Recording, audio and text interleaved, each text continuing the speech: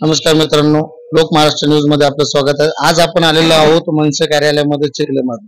त्यांची जिल्हा बैठक या ठिकाणी आज संपूर्ण झालेली आहे। तर आपण जिल्हाध्यक्ष बंडू बरबडे यांना आपण काही प्रश्न करणार आहोत। काय भाऊ, आपण ही बैठक कशा निमित्ताने या ठिकाणी बोलवली आहे? आगामी स्थानिक स्वराज्य संस्थेच्या निवडणुका जाहीर झालेल्या आहे। आता 10 तारखेपासून नगरपालिकेचे अर्ज भरायची सुरुवात होणार आहे। त्याच्यामुळे येणाऱ्या आगामी स्थानिक स्वराज्य संस्थेच्या निवडणुका चांगल्या पद्धतीने लढल्या गेल्या पाहिजे। आपले उमेदवार तिथं उभे राहिले पाहिजे, याच्या अनुषंगाने जी पहिली पूर्वतयारी करावी लागते त्याच्या अनुषंगाने बैठक आज होती।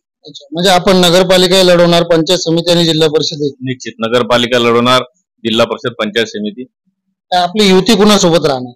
युतीचा सन्मानजनक जर कधी समजा वाटाघाटी झाल्या तर उभाटा सोबत शक्यतोवर प्रयत्न राहील आमचा अगोदर युतीच्या संदर्भात, आणि त्यांच्यासोबत त्यांचे जे अलायन्स आहेत त्यांच्यासोबत युती जर झाली कधी सन्मानजनक, त्यांनी आम्हाला आकडा दिला तर होईल।